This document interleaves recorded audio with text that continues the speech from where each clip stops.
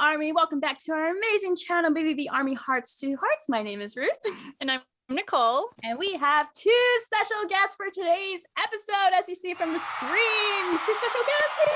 So we have Sherry, and we have the one and only Chris Biersack back with us again. So thank you guys so much for coming on. Of course. I've been looking forward to this. We've been waiting. I mean, we kind of put this off for a while. We wanted to do this way earlier than this, but we put it off. Schedules were not aligning up. I think that was on my part, educational. No. I think it was more on my part. I'm the one that caused the delay, honestly. But it's good to be back. Good to be here talking to y'all. See your faces again. I know it's been a minute, and I'm just super excited just to have all of us together for this episode, honestly. So before we get started, I just wanted to congratulate you guys on going over a year as podcasters, or we're almost there. Well, by the time I'm on here the next time, it'll be over a year. So yeah, right. Yes. If you ever invite me back, that'll never happen. It's an episode by episode contract that I have. If I screw this one up, they're not going to ask me back. Never. Yes, we are all here together to discuss a very interesting topic about social media and music industry today, guys. Like, this one's going to be a definitely interesting topic, and we definitely want to hear your guys' opinions and inputs. I'm honestly really excited to be discussing this topic on social media platforms and music industry today, and I just cannot wait to hear what you two have to say, because it is, Sherry, you are correct when you were saying how from your generation to our generation, there's such a huge difference in that, right, for music and social media platforms. So I'm really excited to get started on this topic. I know you all are familiar with the interview of Andy where he's drawing. I think it's in Alt Press, and he's drawing, and he's answering these questions while he's drawing. Andy speaks a lot on the topic because he was kind of in between, what the industry was back in our day and what it is now, for the younger generation that's into Black Veil Brides, like the teenagers that are into Black Veil Brides. I find it interesting how he brought up the fact that he doesn't know what to expect from fans. He doesn't know what they expect from him either. But I think there's a huge expectation when it comes to the fan base now, as far as bands are concerned. Chris and I have talked about this topic before, but this is why we wanted to get on and do this. Back in the day, we knew very little about bandmates. We knew what we read in a magazine and what they might say in an occasional interview, but we knew nothing of their personal lives. So that is a huge difference right there. How old are you, Ruth? You're a baby. You're a little baby. 27. And Nicole, are you the same age? Mm-hmm. Yeah. Okay. You came into the whole music scene with already access to personal lives of band members, right? Oh, yeah. So can you imagine what that's like, not knowing anything about them? Well, I mean, it sounds terrible. I don't like not knowing. What was interesting about that was that there was a little more mystery. Liking bands, Aerosmith or Kiss were two of the bands that I first started liking when I was a teenager. And so the only way I could find out anything about them or any pictures I could see of them was when Hit Parader magazine or Cream. I had to go to a pharmacy or grocery store to get a rock magazine, and then I would pray that there would be an article about my favorite band or some pictures of them, because there wasn't anything in the newspapers, obviously. I mean, they weren't covering rock bands in the newspapers.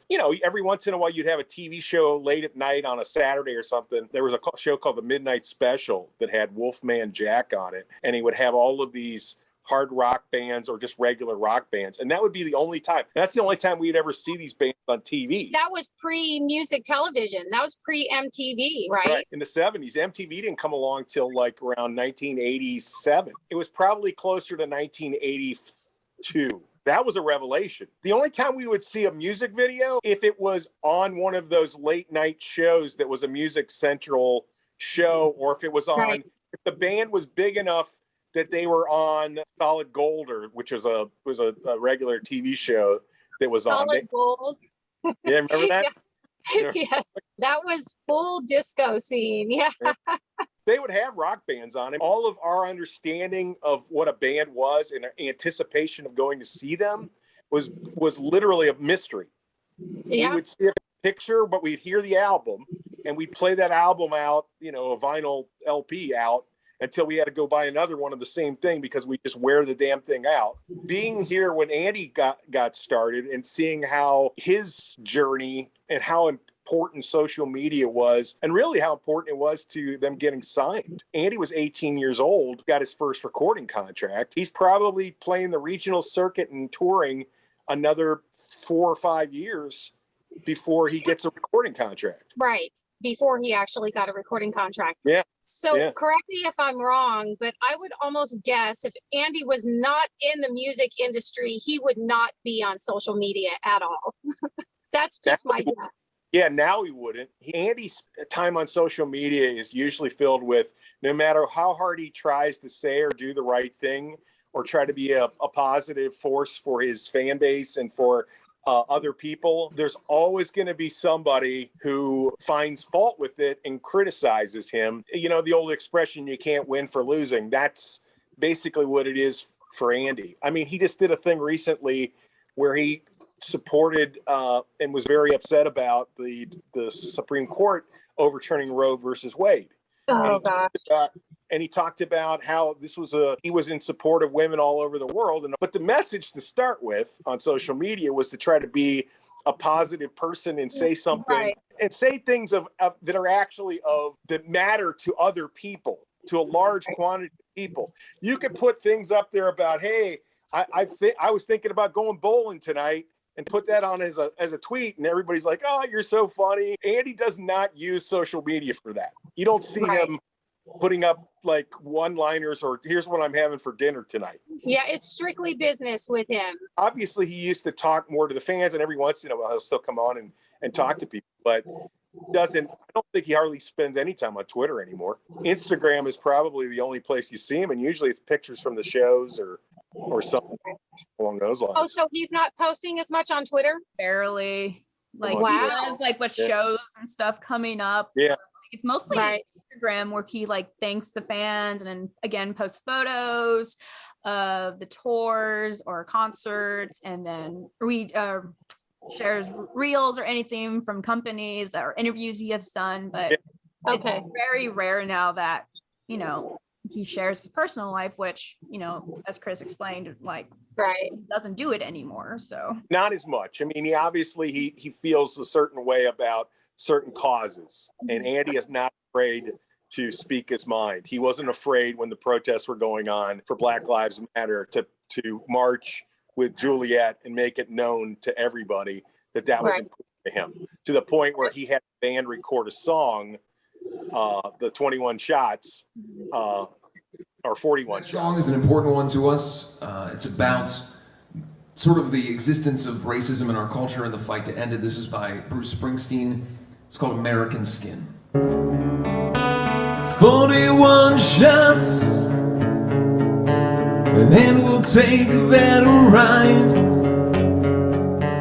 He puts stuff out there because he's not your average rock guy. He and Juliet are deeply involved in a variety of different causes, and Juliet now has her music video as an advertisement for the for women's reproductive health. Curiosity, kind of going back with the old social media, how like you guys, social media wasn't really a thing for your guys' bands. Like you guys had to read magazines, books. Yep. You were lucky a newspaper clip or seeing something on a late night show or stuff. Like for Nicole and Nicole, I'm actually curious, like what social media platform were you exposed to first growing up, out of curiosity? MySpace. Yeah, I figured. What were you exposed to? Yeah, YouTube and MySpace. It was first YouTube because I admit I grew up in a very sheltered environment. My mom, we didn't have cable, we didn't have that much internet and stuff. I didn't have much internet access, I should say. So like I did grow up reading books and magazines. YouTube was generally the social media platform where I kind of discovered a lot of things, hence the Knives and Pens music video too. And then I saw MySpace. Hello, MySpace. So, yeah. But I would like to point out that I think that's actually one of the biggest reasons why I love Black Veil Brides is because they are more than just a rock and roll band. Mm-hmm. So I'm glad you said that. That's one of the things that I've said to people is that Andy has more of a punk rock attitude and a punk rock ethic. He's more involved in causes than the standard rock and party heavy metal. That's really nice of you to say. I'm glad to hear that means something to you. No, it is a safe space. I mean, you have to pick your battles though, because if you put yourself out there too much, you're going to put yourself in a position. That's the thing with social media. Like, I have a love-hate relationship with it. I love what it does. I think everyone does have a love-hate relationship with social media and just the internet in general. Like, you can stick up for things, and then obviously these are the trolls, the haters, the people, what I like to call have no lives, who just want to hate on things for no reason and everything, and just want to start an argument. It's interesting that you said that, because you guys know I really enjoy clapping back at those trolls. I do that quite a lot. No, not you, Chris. You never do that. It's hard to believe. I try to do it in a very matter-of-fact way, like, and sometimes I'll actually go, right, or I know, right? And then I'll put a question mark, but then I'll show them visual evidence that goes against exactly what they said. And I find that a lot of people over the years threw that stuff out there because they thought they would get a lot of people to agree with them. What I found is that as the band continues to make a career, there's not nearly as many people for them to do that. Some people didn't get the memo. But now, number one, there's a lot of people that are going to ignore that because they don't care about it. Number two, a lot of Black Veil Brides fans. And they're adults, many of them. If you go to the shows, those are the kind of tweets that I see. Number one, I think it's fun for fans to be able to say, you're wrong, and here's some visual evidence. And social media is good for that. And I think it galvanizes the fan base. Like, I did one where a person said, it's official, you can grow out of, or I grew out of something about grew out of my Black Veil Brides phase. Oh, let's just admit it. Black Veil Brides is a phase for everyone. I was like, please, no. And so there was a thing that happened with that I didn't see coming. It wasn't even my intention. It grew organically from the fan base, and it's growing today. Go back to Twitter, you'll see it today. I just put a thing out there that said some people ... as in not all people. And then there's a picture of Andy standing in front of 100,000 people at download. But people then started answering that person and me, copying me on it, where they were showing their tattoos. But ultimately what it comes down to is, if you are consumed with trying to find somebody who will tell you that you're cool, if that's your focus, you're a loser, because you're trying to gain favor with an unknown entity out there on social media. Thank you. An unknown entity. Right. You just live your life. If you like something, like it, and you enjoy it, then that's good. And one of the things I said was, I wasted so many years of my young life trying to gain the favor of people who wouldn't have given a shit about me anyway. Right. And if I would have just known what I knew as I got older, I wouldn't have wasted those years on that. I just spent them doing the things that I loved with the people I really liked.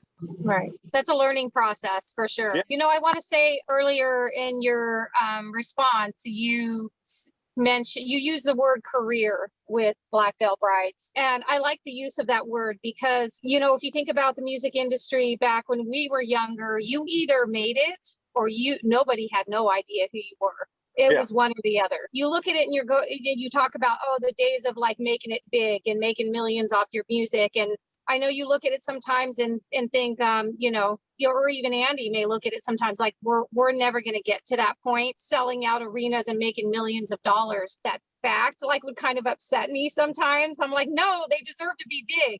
But at the same time, I also realize again that love-hate relationship with social media. Social media keeps them relevant. If it wasn't for social media, they could phase out just like any other rock band that has phased out over the years. The fact that we have the constant access, they have the constant access to the fans, they can keep their interest going. That's a really good point, Jerry. I'm glad that you brought that up, because Andy was a kid of obviously of that era, and a lot of the fans knew him before Black Veil Brides of being Andy Six from MySpace. I used to kind of tease him about it when he first started, because we had our little computer down here in the basement, and it was dial up. I as an old man, I'd be like, "Oh, you're spending way too much time on the computer. Why don't you go out and do something right?" Right. And I didn't realize that what he was doing was building a brand as a really young person. When he started playing shows in Cincinnati, they were packed. They would draw more people to their shows than national acts would that they were opening for. When they first started playing, there was a band called Close to Home. The first time that they came in, Black Veil Brides was the opener. They made them the opener. When Black Veil Brides was done, Andy said, "We'd like to meet you guys. Come on back to our merch table and we'll take pictures and sign whatever." Well, these guys were laughing at him, and I was working on the stage doing the lights and the fog machine and everything. I was sitting behind the drum kit. I set up all the props on the stage. I saw the guys in the other bands, these national bands, and they were like laughing at him. Like, first of all, they were laughing at him because of the makeup, and second of all, they were laughing. Right. The bottom line was that ultimately these bands that would come in learned you wanted the crowd to stay for your set or to see your thing, that you would move Black Veil up, that version of Black Veil, up to second or third. As a result, you would pay them more than just here you get $1 for every $5 ticket you sell. These national bands were smart enough to move them up to second or third, which I can tell you other bands that were on the tour, when they would find out, when they get to Cincinnati or Northern Kentucky, when they would find out that on this tour package, you're going to be playing after the locals or before the locals, they did not I'm sure they weren't happy. No. There's a thing in Paradise City where I was just going to bring that up. I was literally just going to bring that up. Go for it. Because when you were talking about that, my mind went to the Paradise City season 1. I don't remember which episode was it, where Cameron, his character, I forgot the name of the band in the series, the Fox or something, the Fox. How in that one scene where they were doing all this concert and everything, and this other band came up and demanded we're playing last, and they're like, okay, you can play last. Right. And made a joke saying, like, they will learn, because these were all locals visiting for this one particular band, and in the other scenes you see this one band like go crazy, all the fans are there, and then the last band comes, barely anybody there, like no one was there, and like they're like, what just happened? Like, where are all these other people that were just here? I can tell you that when Amy and I watched Paradise City the first time we saw that, we both looked at each other like, yep. I remember that. I kind of just wanted to kind of go back to the love-hate relationship with the internet and how much that affects like anything in general. Nicole and I were texting each other last night, and she brought up something that I thought, hey, she has a good point of it. So I don't mean to put you on the spotlight, Nicole, but do you want to take the what you were telling me about it? So I was, but real quick before I get into that, this will kind of go into it in a way. I did want to make a comment. I wanted to add on to Chris, when we were all discussing like social media platforms and how like a lot of people use like the hate towards Black Veil Brides to gain views. I will say, I personally feel that a lot of those people are willfully ignorant, because they haven't even listened to a single other album besides We Stitch These Wounds. And that's what bothers me so much, because I have one of my best friends is a huge metalhead. He's in a metal band, all this stuff. He's that type of person that would make fun of Black Veil Brides. I have introduced him. I have sat him down, made him listen to every other CD. He likes them now. He's told me time and time again, like, wow, he's like, if this is amazing, he's like, their new work is incredible. And I'm just like, these people they're not willing to listen to anything brand new. They're stuck in the past, and I just that's the hard. That's what makes it difficult for a young person to get into rock and roll. For me, if I couldn't hum the song, or if I couldn't remember what the hook was, then the song didn't stick. Right. So I thought that maybe rock lost an audience for your generation, I do think there is a certain level of my music was the best and nothing else matters, and I'm going to live in the past. But if they actually listen to Black Veil Brides, they would hear something that they might like from the past in that band. I recently had a conversation with my brother who's just a year older than me. He literally said to me for the first time ever, he goes, man, I'm sorry for on you for the music you listened to back in the day. Because he was like hardcore Iron Maiden fan, like just like that kind of metal. And when he said that to me, I was like, wait a minute, you me? Like, I never even knew that he did, but I guess in his own mind he did. Like, he was making fun of me behind my back with his friends and things like that for the different types of music that I listen to, listening to Susie and the Banshees and the Cure and things like that. And he's all, but man, he goes, I listen to that music now. And I'm like, how did I not like this stuff?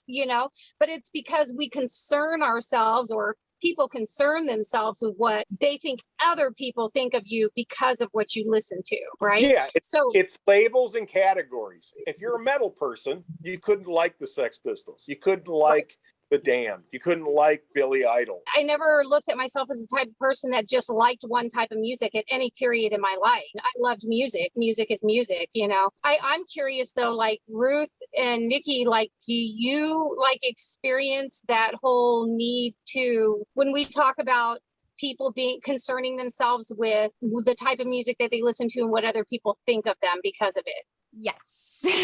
For me, I will admit, growing up, I wasn't exposed to rock or metal music whatsoever. Like, I obviously heard about like AC/DC, Kiss, and Motley Crue, and Twisted Sister, but not for, listen to them. Again, very sheltered conservative household I grew up in and everything. So like my first ever genre of music I was ever exposed to was like Hispanic pop, like Ricky Martin. That was the very first artist. Oh my gosh, wow. Very first artist I was exposed to. I still listen to him. I still love him, been to one of his concerts and everything. But then with social media, that's when I just started to see more music and stuff. And then I was slowly exposed. And then it was weird though, because growing up, for me at least, like all of my friends, even my family members and classmates, knew that, oh, she listened to a lot of Hispanic pops and everything, Shakira, Ricky Martin, etc.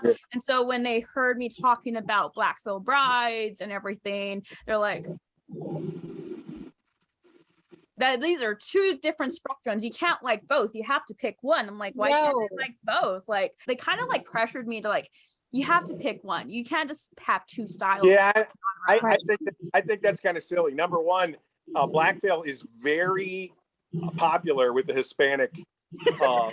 Yeah, that I do know. Yeah. So. Like, I could see somebody liking Ricky Martin and liking Black Veil Brides because they both have good-looking frontmen. Yes. Yes. Realistically, why do we watch movies with movie stars in them? Some of our favorite movie stars.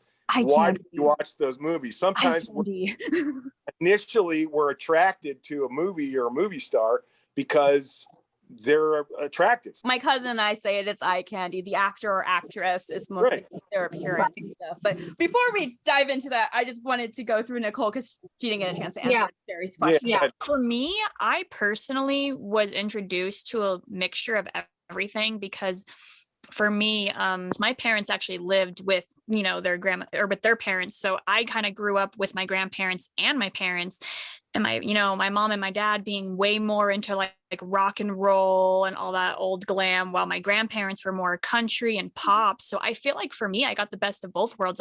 And really, that's why I love music. People come up to me and they're like, oh, like what music do you listen to? And I'm like, I just love music. And everyone always asks me to define that. And I'm like, I just like everything. And of course, the number one thing I get is, you like country music? I'm like, yeah, like anything that speaks to me, I like it. That's how I see it. You shouldn't like, you should just, whatever speaks to you, whatever makes you like, whatever gives you like a field of emotions, you should just like it. You shouldn't have to like hide that. Right. It's very healthy to not just listen to one type of music and put yourself in a they put, yourself in a box. I think that's important because you miss out on so many things. But we didn't grow up and go, oh, how embarrassing was it that we loved that music when we were kids? That's the difference.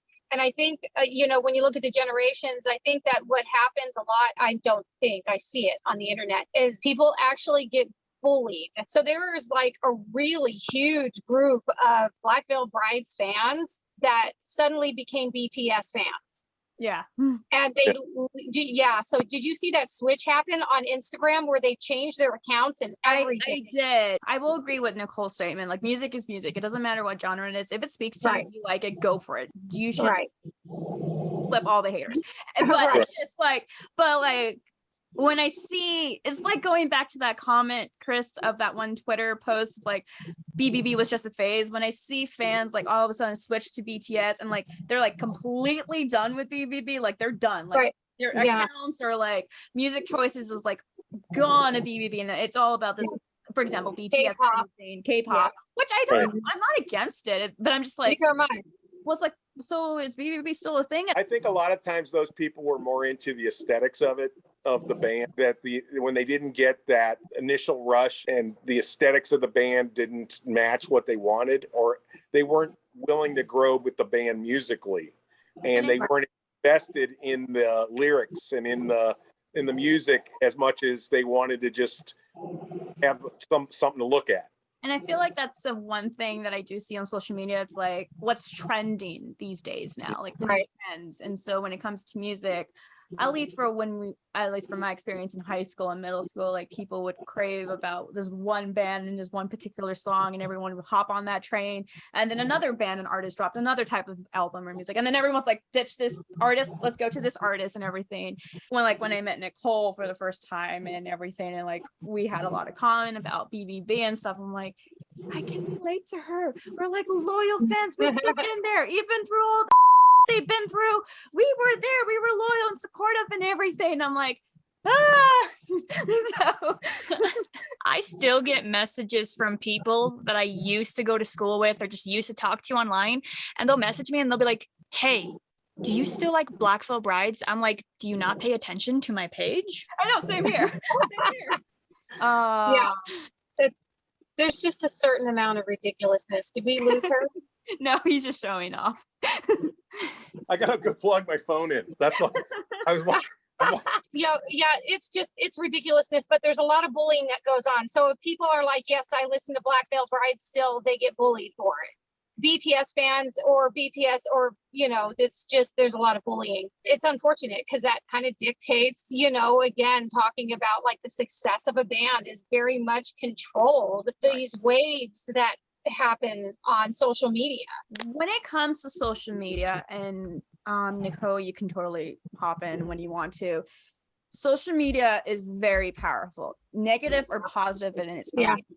Yeah. If it's BVB, the members, or anyone in general, like they have this power. Like even Nicole and I, we have like this. We don't have a lot of power, but we do have this small power to kind of spread news around, or news or of any topics. And so it's just interesting how it works, because like I like Nicole, you talked to me about this a little bit last night. Yeah, Ruth and I were kind of talking last night, and we were discussing earlier, like before we met up a little bit earlier before you guys came on, and we were kind of just discussing about how a lot of the power is in the hands of the people who use social media. Because I was telling her, if you look at an artist that has, say, over 50,000 followers, and whether they do music, they're a creator, they are a streamer, whatever it is that they do, they have this following. I believe that those types of people with that kind of following, if you have the power to share and like and comment on other artists, other artists' post to help spread their stuff, you share it, it's going to go onto the algorithm, and they're going to get higher on there. The person that has the 50,000 followers, they share something of Black Veil Brides, there could be fans of that follower who have never heard of Black Veil Brides, but they're going to see that share and they're going to be like, well, I follow this person, I like them, so I'm going to go ahead and see what they shared. And then right there, that person can then be like, oh my God, how have I not seen these guys before? Then they're going to share, and it's the continued shares that really help every starving artist out there, even non-starving artists. But I think the problem that we kind of have with social media is not a lot of artists are willing to share the love with other artists, if that makes any sense. I feel like not a lot of people share content with other, with their followers. I don't think it's that way in some other music. I think that especially in hip hop, you see hip hop artists who are doing collaborations with each other and who are talking each other up. But in hard rock in particular, it's kind of been encouraging your own fans to discard or dismiss. And that even started with, and I hate to name a band, but I watched a documentary, and it was a Metallica documentary. And James Hetfield talked about how Metallica fans completely dismissed and yelled and screamed and flipped off and everything else, the other bands that were playing before them, and how much he enjoyed that. He enjoyed it? Yeah, oh yeah, how much he loved it. Those are our fans. Yeah. That's one way of looking at it. You're pitting people like a team. You already have enough in this country where we've got people acting like you can't be this, you have to be that, you have to be one or the other. That's not the way it works with music. You should be able to say, I like Motionless in White, I like Black Veil Brides, I like Ice Nine Kills, I like Falling in Reverse, I like Bring Me the Horizon, I like one or two or three of all of those or whatever. It should be, fuck you Black Veil Brides, I'm a Bring Me the Horizon fan, or whatever. But that's kind of the way the rock world has worked over the years. I think that's something that rock has to get past. So, I mean, there's pros and cons. Like you said, there's good in social media. There's bad in social media. I know we don't have time. We can't even go down the road of the cancel culture because I was thinking about that. Like, I mean, the cancel culture is brutal. That's a different. I feel like that's a different episode. That is a whole separate topic. That is a whole, but it's real and it's brutal and no. The problem with cancel culture is that there are people who jump on to canceling people for things that didn't actually happen and a rumor. Yeah, I've seen people who are mad at Black Veil Brides and the other bands on the Trinity of Terror because there's a band that's going to be opening that allegedly the person did something and nobody's been convicted of anything. And this person is saying, if Black Veil Brides doesn't allows this band to be on, I won't be a Black Veil Brides fan anymore. And I will be disappointed in them. It's like going back to like social media. It's hard. It's a tricky, social media is just tricky to maneuver, I swear, because people have all different opinions, and then you put a text out and let's say it's a joking way. For some people, they might get it as a jokingly sarcastic way, or other people, it's just like, no, they get so offended by that because they take it the wrong way because it's through text. It's like you can't really hear the tone of it. And it's just right. Social media is just tricky. And I about social media, Ruth, you and I have talked about this before, but the other thing that I notice is that I know, unfortunately for a fan who's not really a fan, but they're just an attention seeker, I know who are actual, loyal, dedicated, this is my band, I love this band. If you like I posted a bunch about Lady Gaga, that's great. Lady Gaga, I'm interested, whatever. But you're not going to Lady Gaga, tagging her about, you know what I'm saying? Like, or you're not going to Falling in Reverse and tagging Ronnie Radke, and you're not going to Palais Royale and tagging them, and you're not going to, like 30 different bands, and then pretending that you're a big fan of this. You're a fan of getting attention. A fan of trying to get attention. Right. That's the hard part, because the band, some of these guys will go out of their way to try to be super nice to quote unquote their most loyal fans. They'll go to that person's page, and then they'll see that, you're not really, you're just trying to get attention. So what that does is that makes the band members more reluctant to reach out to the real fan.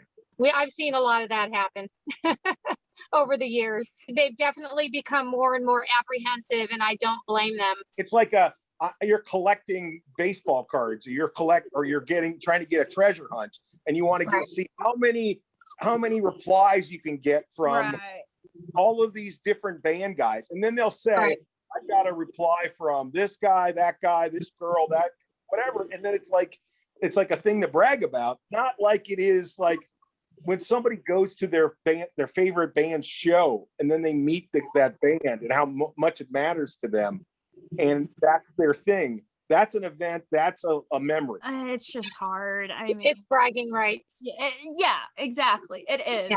And when I see that, I just kind of get like, I don't know, what's the word exactly? Frustrated? Grossed out. Yeah, it grosses me out. Nicole, were you going to say something? Sorry, I think you were trying to bring up something. I was going to mention something on the a part of the cancel culture is a lot of that I feel like stems from a lot of, whether it's musicians or not, things that have happened in the past. You have like other people that come around that didn't know about it, they dig it up, and then I feel like they start sharing old news with the world, but trying to make it sound like it just recently happened. And then they tend to over-exaggerate it. It's exactly like that. Like the creator I told you, Nicole, about Jenna Marbles, exactly happened with her. So that used to drive me nuts, that no matter how long ago it was that Andy got in an argument with somebody at one of the shows when he was a teenager, when he was 18, 19, 20 years old, how long ago that was, and no matter whether the date was on the video, people would always say, hey, look, I told you he was a well, he was 19. It's all manipulation in a way. Like I've seen fans been on like TikTok or YouTube, like they'll get a clip of Andy or either of the guys where they're just like young and reckless, I will admit.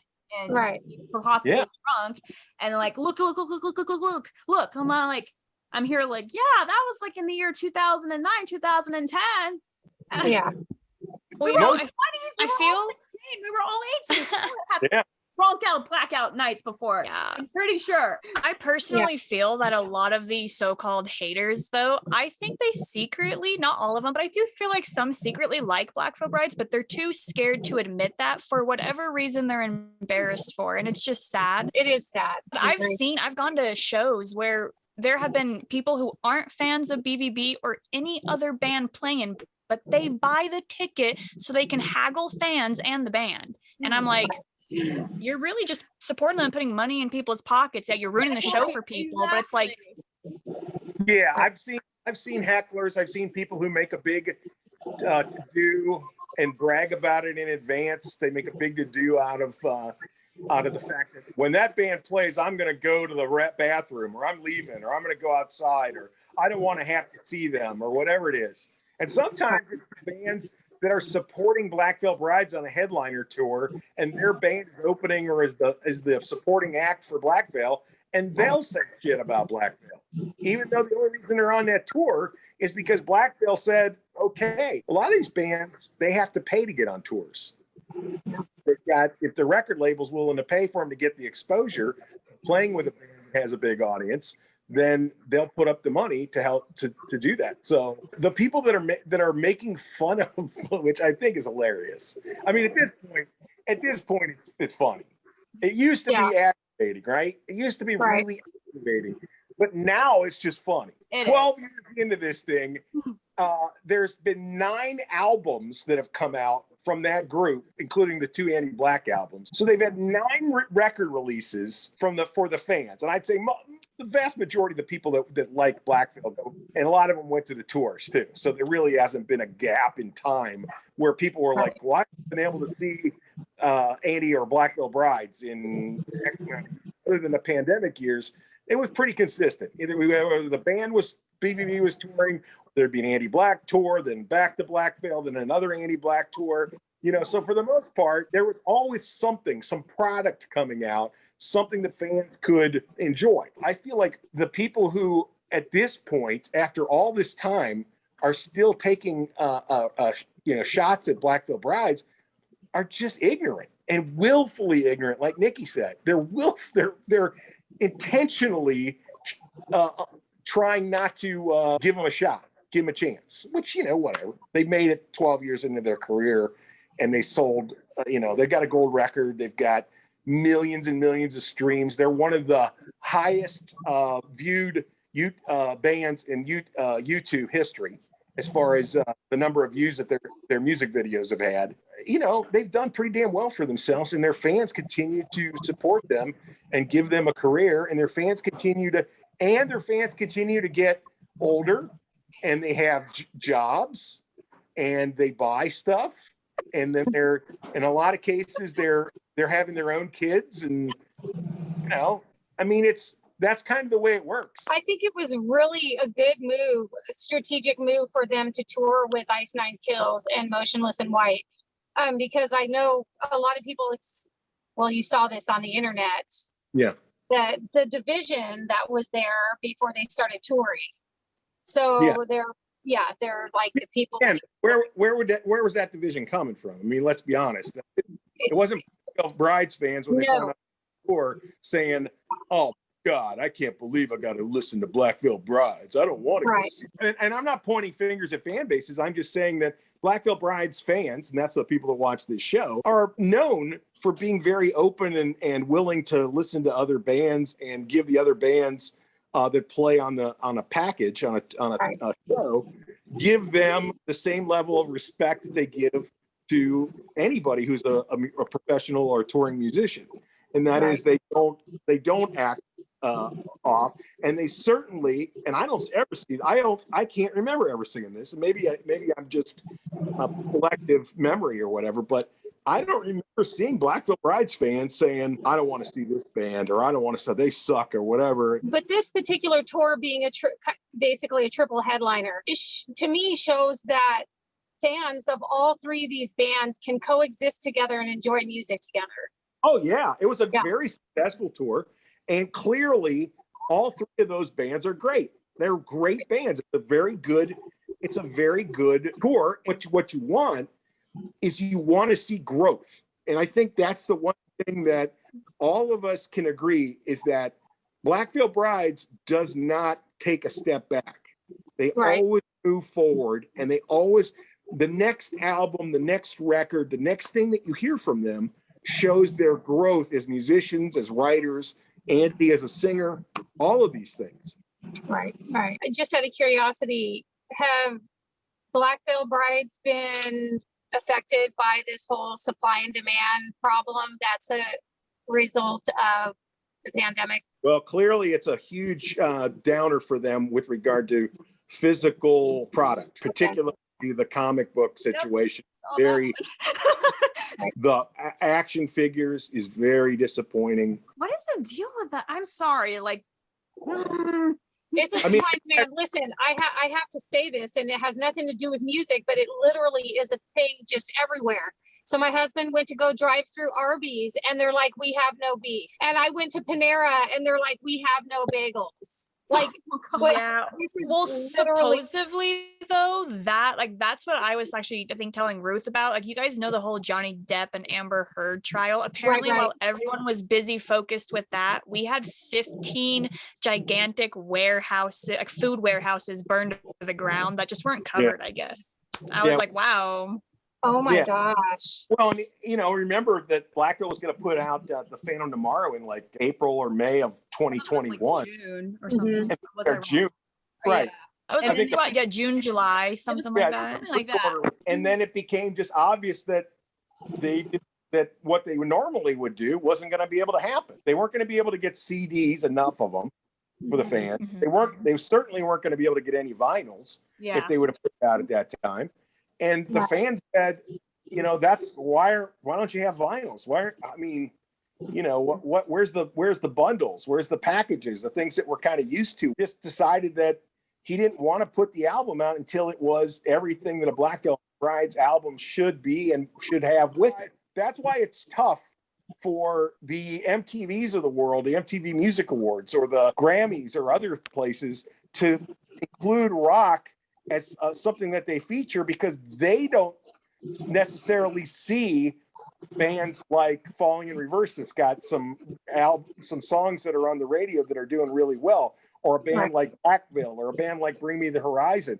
All three of those bands should have been nominated for Grammys before, and they should have definitely been on AMAs. All three of those bands. They're big enough in the rock scene, and people know of them, and all three of those bands could headline in the future, in the very near future, they could all headline in a day at Download. All three of them. I wanted to bring up a point talking about just the industry, again, going into the industry today, talking about what a band has to do nowadays to, one, maintain relevancy enough to sell enough albums, get enough listeners, sell enough merch to continue to do what they love. So I wanted Chris to kind of touch on that a little bit more, understanding what Andy and the guys have to go through just to continue. Because, I think Chris and I talked about this too in the past, where you look at even not just Andy. Andy's has a million projects. Why does he have a million projects?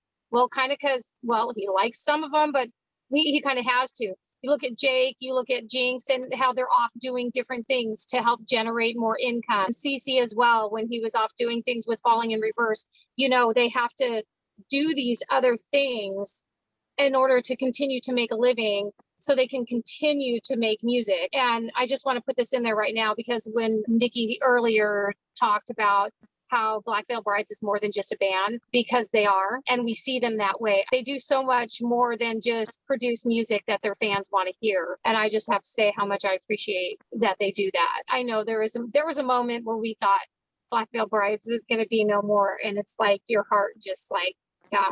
I'm hoping Chris can touch a little bit on, what it takes for these guys to continue to do what they're doing. Yeah, it's all about the side hustle now, isn't it? Income streams can come in a variety of different ways. If you know that Jake, Jinx, Lonnie, and Cece all have sponsorship deals, and they can actually have their image or their autograph on them themselves. Andy cannot do that. Andy does not, because of the fact that when the contracts are signed and everything, Andy is not allowed to sell his own stuff because he is the face in the Black Veil Brides.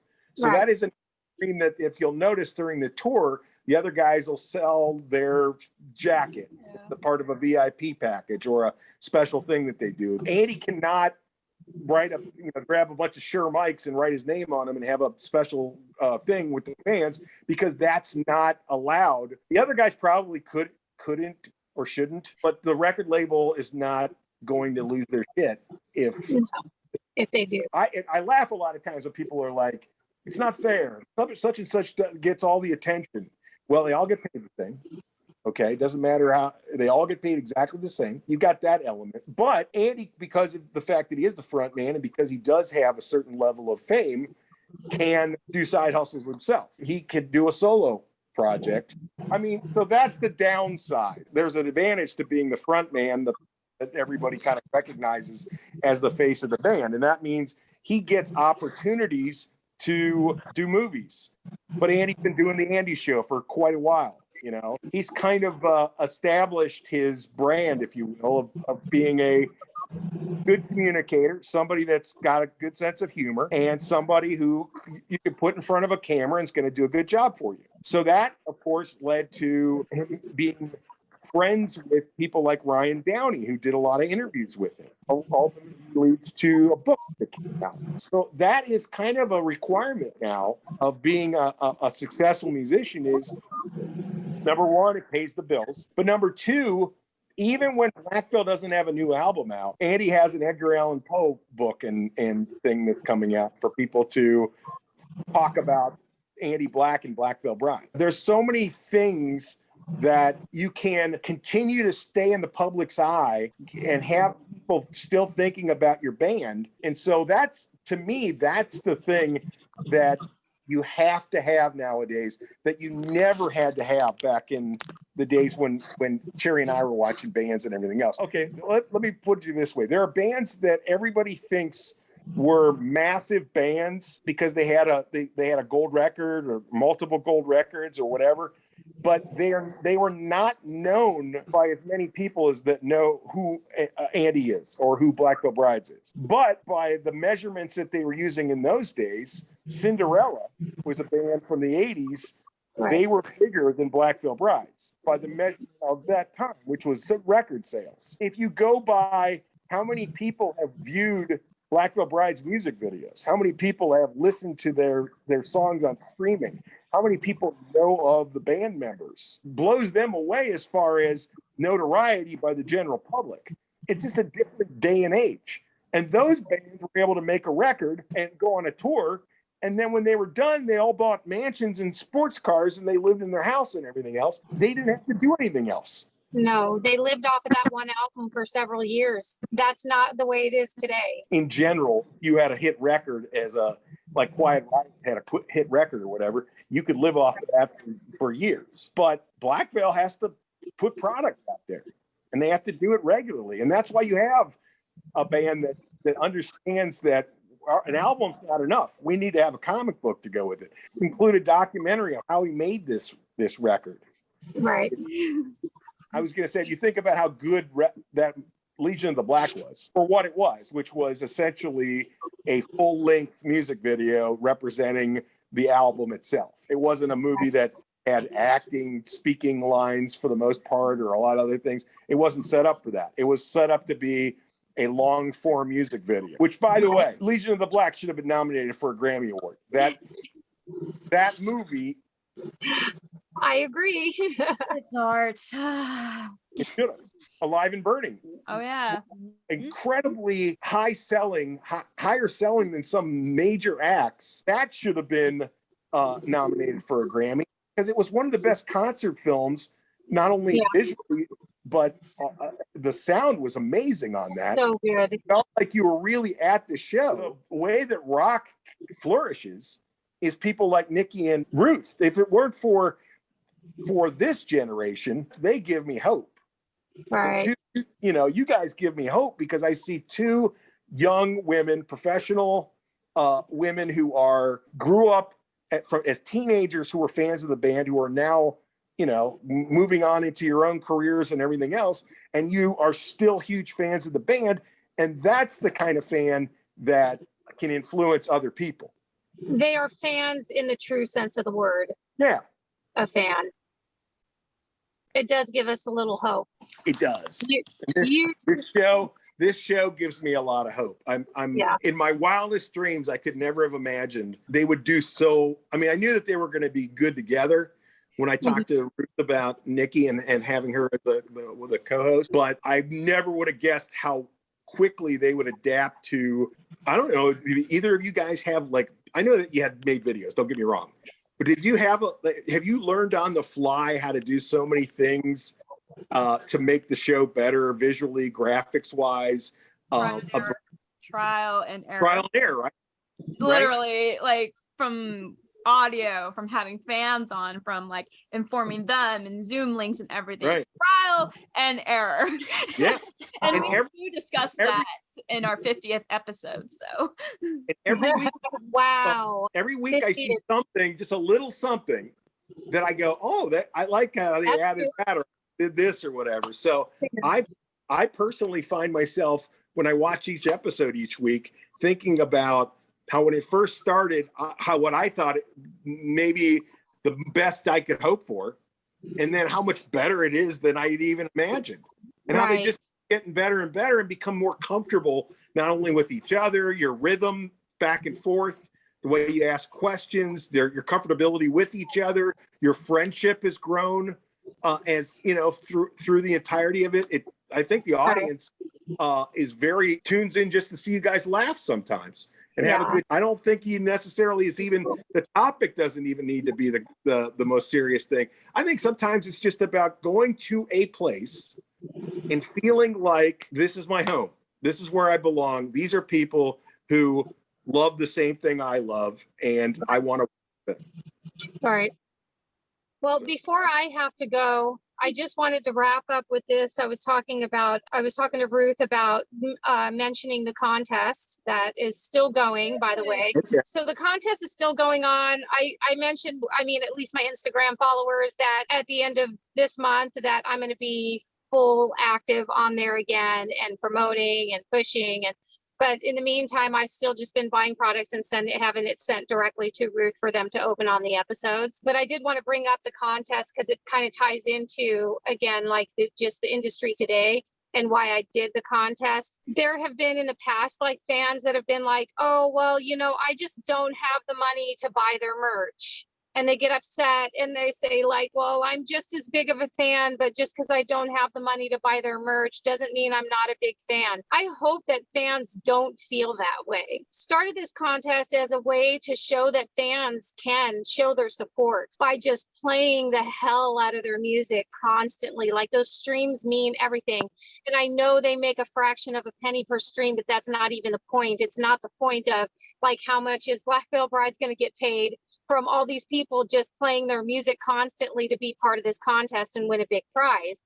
But just, it's the exposure, and it's showing your support through that exposure by just bumping up those views, bumping up those plays, those streams, and those numbers rising. That is really why I started the contest at the beginning of the year. So I hope that, I just want to like say thank you to everybody who has been a part of it. I will be back. I will be promoting and encouraging people to keep playing that music. So I will be back. You know, don't give up. Keep playing, keep streaming the music, because this prize at the end of the year is ridiculous. I mean, it's ridiculous. Those 3 people that win are going to be 3 very lucky and happy Black Veil Brides fans. I will say. Wait, I can't. Thank you for doing that. Yes. Thank you. Thank you for doing this. It's amazing. Absolutely. I want people to still keep going strong. And again too, if people are just now hearing about this, like getting on your podcast and like hearing about the contest just now, I would still encourage people. We're talking like almost a half a year left, and there are people who have dropped out and given up. So don't, like, if you're just jumping in, just start streaming, because you just never know what people are going to do. Definitely share your numbers at the end of the year. We always like to see them. Well, we hope you guys enjoy this long episode. There was a lot of information thrown out from us, and honestly, I have learned a couple of things that I didn't even know of the music industry today, and I hope you guys who are watching or listening learn cool, interesting facts too about social media and just the music industry today than how it was before and everything. We mentioned we might have to do a part 2, honestly, because we barely just got the tip of the iceberg. Just think of that meaning of the tip and all the other thing underneath the water. So exactly, just dip the toe in the water pretty much. Yeah, so we may have to do a part 2. So if you are interested in a part 2, leave it in the comments below. I'm pretty sure we can figure out another time and everything for this. Or a topic, maybe a different topic. Exactly. I just want to say thank you, Sherry and Chris, for coming on and discussing these type of topics, because this is something that it's on everyone's mind and everything. But I'm just very grateful that we were able to find a time and everything to talk this out. So thank you. I'm really happy to be on with Cherry, because she's one of my favorite fans. And I love talking to her. I love the passion that she has for the band. And I just wanted the 2 of you to know I'm so proud of you for what you've done with the show. Every time. I know that I don't want to make that sound all mushy or whatever, but I just want you to know that I watch the show every week, and I love what you guys are doing. There's truly so much work that goes into it. I don't know how y'all keep up with it, honestly. Coffee. No, it was so amazing though. It's always amazing to see you guys and to talk with you guys, and we just really appreciate the both of you taking time out of your busy schedules to come on the show and talk with us. So thank you. A lot, honestly.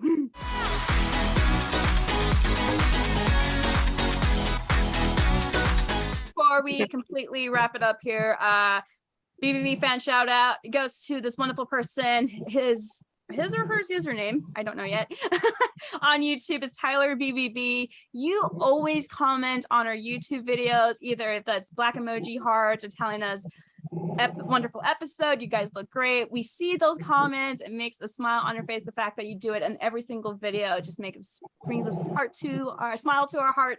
So thank you, Tyler BVB, for commenting on every one of our single YouTube videos. We appreciate it very much. So thank you so much. Yes, and if you have a social media links, like comment below. Like, we'd love to add your social media links into this episode. Mm-hmm. All right, everybody, that about wraps up this episode today. If you guys don't already know, you can listen to it on iHeartRadio, Google Podcasts, and Spotify, or you can also, as you know, watch right here on YouTube. Once again, thank you everyone for tuning in, and thank you, Chris and Sherry. We do appreciate the both of you. and have a great day, you guys. I don't know why I said have a great day. A great night.